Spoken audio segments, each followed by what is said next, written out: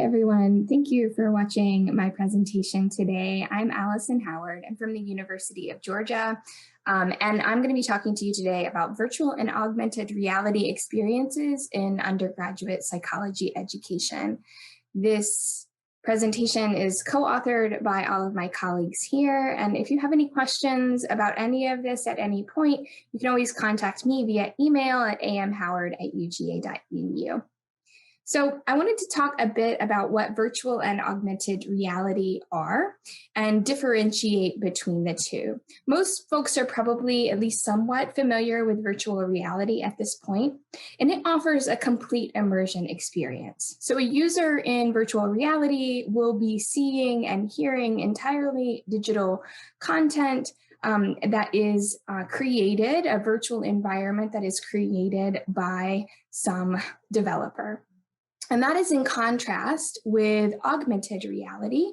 Also, sometimes augmented reality will be referred to as mixed reality, in which a user is embedding or has embedded digital elements to a live view of their real world. And that can happen via a mobile phone device, as we see with something like Pokemon Go. You walk through your environment and you see digital elements, or via something like HoloLens, which is a set of digital glasses that embed holograms in your view of the real world. VR and AR has been really significant in research in psychology, and research has been going on for a couple of decades now. And we've demonstrated pretty clearly that there is a flexibility of our concept of our own bodies, sometimes referred to as homuncular flexibility, and that we can modify the homunculus, or our image of our own body, by modifying by using virtual reality. And that those experiences in virtual and augmented reality can have pretty substantial impacts on people's attitudes and behaviors. For example, several pieces of research have demonstrated that embodying white participants, really white people in non-white bodies, has been linked to decreases in implicit racial bias in both neutral and in cooperative tasks. So when folks are asked to cooperate with others of the same or different races, or when they are just interacting with other people. In addition, we've seen that near-death experiences in virtual reality have been linked to positive life attitude changes. So people feel more connected to the world around them. They think more about their future and their impact on the world after having experienced a near-death experience in virtual reality. Probably most notable and most recognized the use of VR and AR in psychology research are using VR for exposure therapy. So, for example, randomized trials of automated VR exposure therapy. So a person with acrophobia is embedded in a virtual environment in which they are exposed to environments of increasing heights, have shown that method can be extremely effective in treating acrophobia. And treatments of other phobias and disorders have also been studied in virtual reality. So everything from agoraphobia to PTSD to arachnophobia and so on. And as an immersive technology, virtual and augmented reality can be a really useful tool, I believe, to illustrate concepts from the undergraduate and graduate psychology curriculum. In addition, the development creating VR and AR experiences is an experiential learning activity for students from a variety of disciplines, including computer science, cognitive sciences, and even psychology. And then the students that we have in our regular classrooms can be immersed in VR and AR experiences, which allows them to experience alternate perceptual realities, making them perhaps more informed citizens and future professionals. So let me tell you a little bit about the development technologies that we have made use of in our lab. One is the Unity Real-Time Development Platform. This platform allows us to create entirely virtual content to be placed in a headset, something like the Oculus Quest, or Oculus Rift. We can also develop content that would be used in a device like the HoloLens that you see on the right here. The use of Unity for things like iPad devices. And then more recently, and mostly in response to the COVID-19 pandemic, we have shifted away from developing fully virtual experiences using Unity to creating augmented experiences using a platform known as Spark AR Studio. Spark AR Studio is the platform that is used to create augmented reality filters that you have probably seen if you are a user of Instagram and or Facebook. And these are the filters that allow you to put virtual bunny ears on your head or change the shape and color of your face. These are really familiar filters that most people have seen at some point in their interactions online. And the great thing about this platform is that it is highly user-friendly. So developing filters in these technologies for a student that is relatively comfortable with technology is really accessible. And that has been a major boon to our work in this field. So let me tell you just a little bit about what we have developed. We developed initially a color deficient vision virtual reality experience used in Oculus Quest. And this virtual reality experience uses lookup tables that correspond to the three main color deficiency variants: protanopia, deuteranopia, and tritanopia.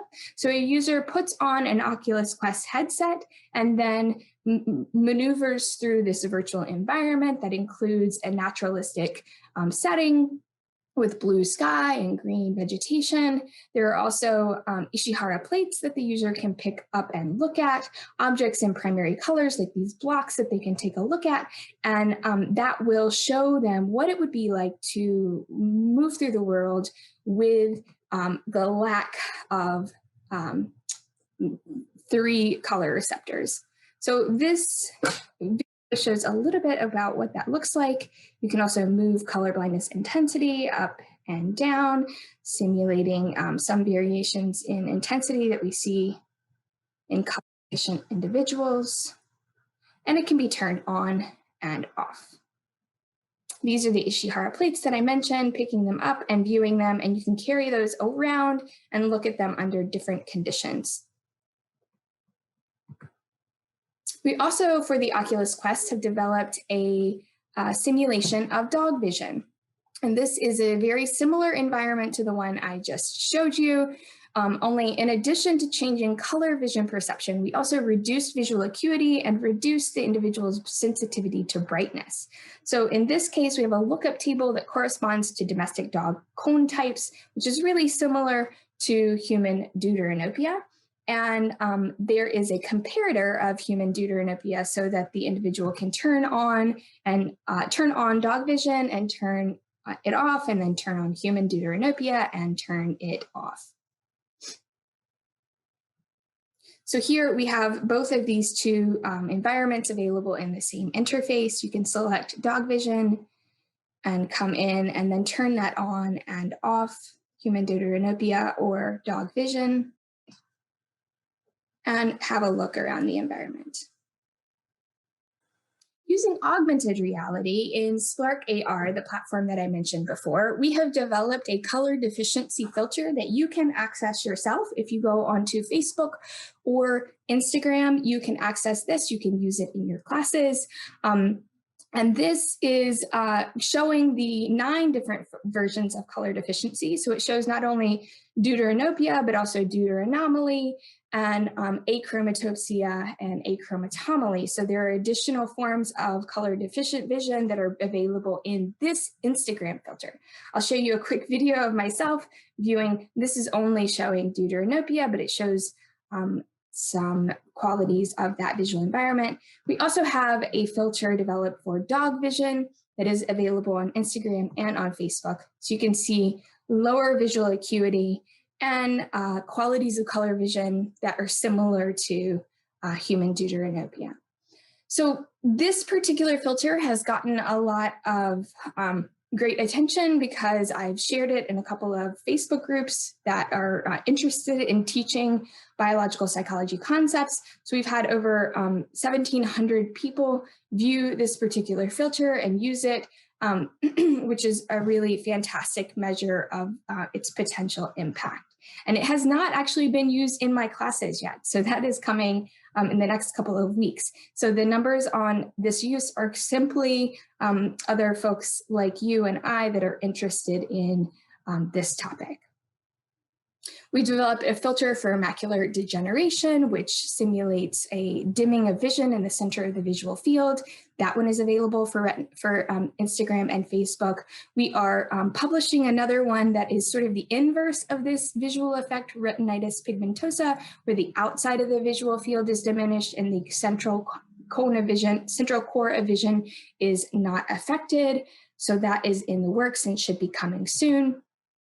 We have developed a hearing loss simulator. This is a student of mine who is a disability advocate, and she wanted to develop a hearing loss simulator to demonstrate what it would be like to have hearing loss over over a range of different frequencies. So in this filter, we selectively distort and diminish any frequency that is above a setting that is modulated by a slider. So you can't see the slider in this video, but as you move the slider up and down, it changes the frequencies that are impacted, increasing the number of frequencies impacted and then decreasing them. So let me play this for you.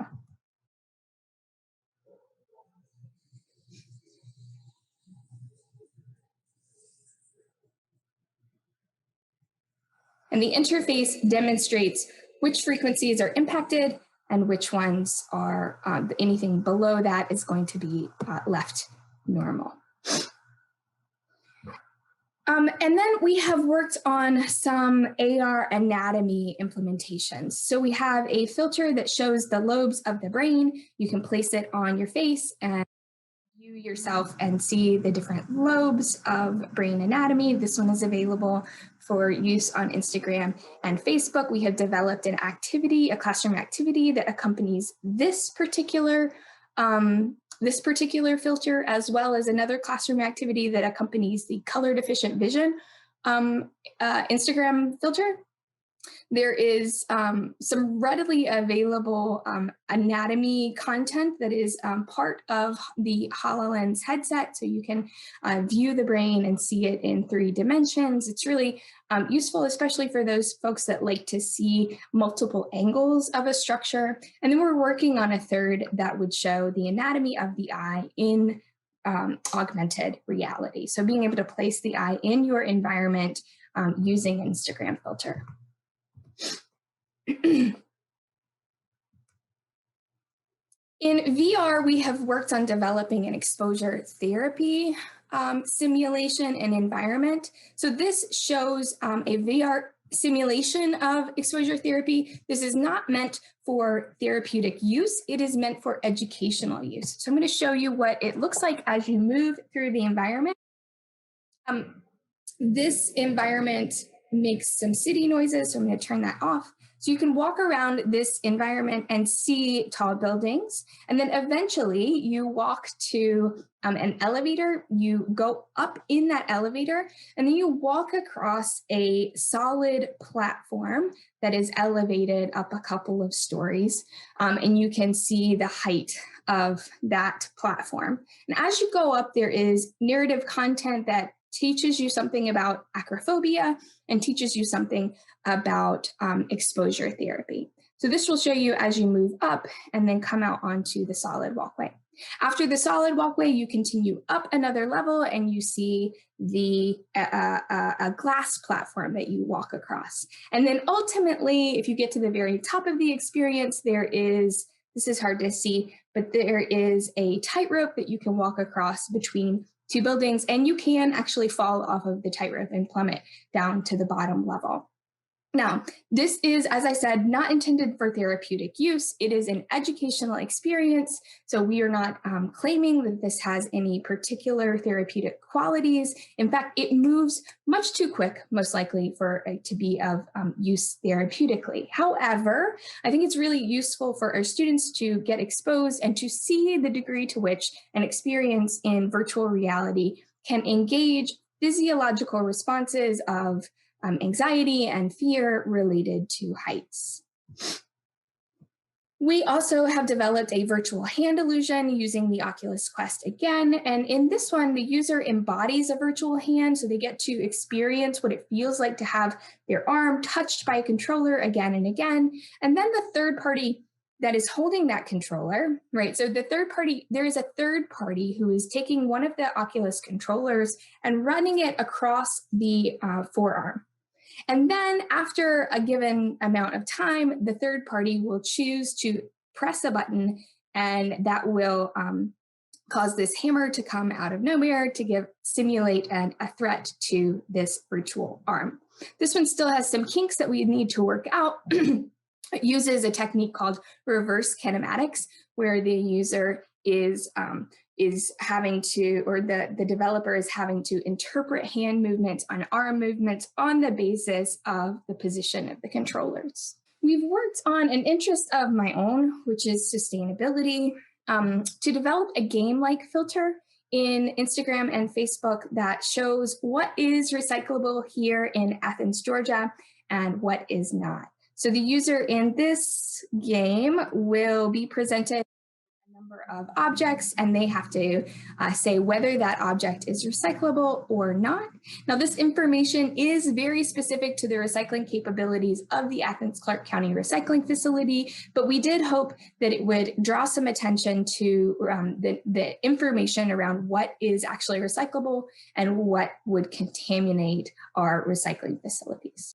So for the implementations that were developed for the Oculus Quest headsets, we have held face-to-face in-class sessions prior to the COVID-19 pandemic. We held a handful of these sessions where students were, the headsets were placed on their heads, and they got to experience both content that we have developed and things like 360 videos available via YouTube that anyone here could access.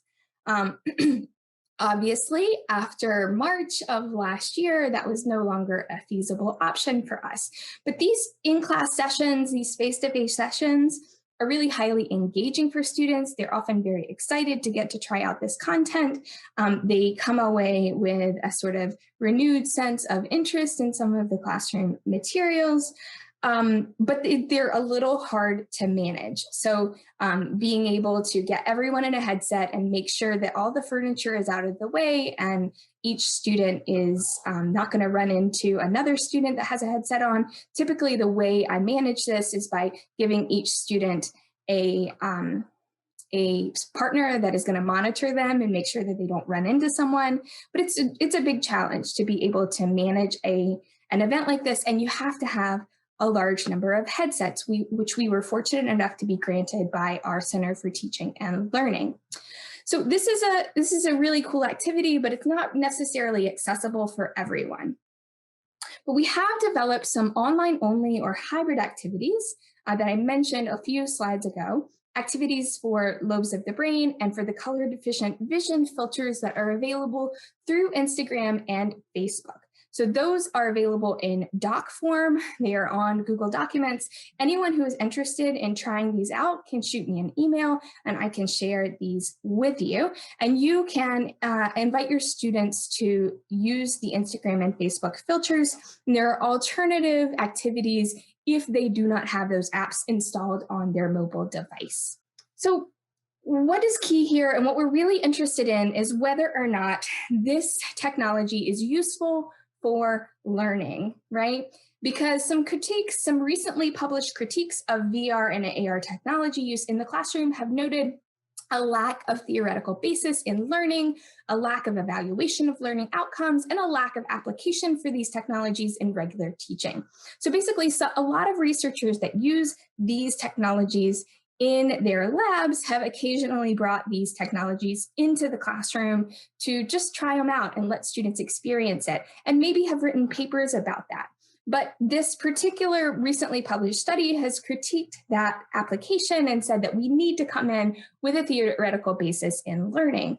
So our lab is trying really hard to evaluate how this technology has impacted learning in our students. We are working on the development of questionnaires, both pre and post questionnaires for our students around content knowledge. So what did you learn about color deficiency? Their feelings of self-efficacy, of intrinsic value of the activity, and motivation. So more to come on that. We're still in the development stages of this particular questionnaire, but that is a topic really of interest to us, where we have mostly previously been focusing on developing these technologies. We're now turning a bit to wanting to evaluate how they are impacting learning.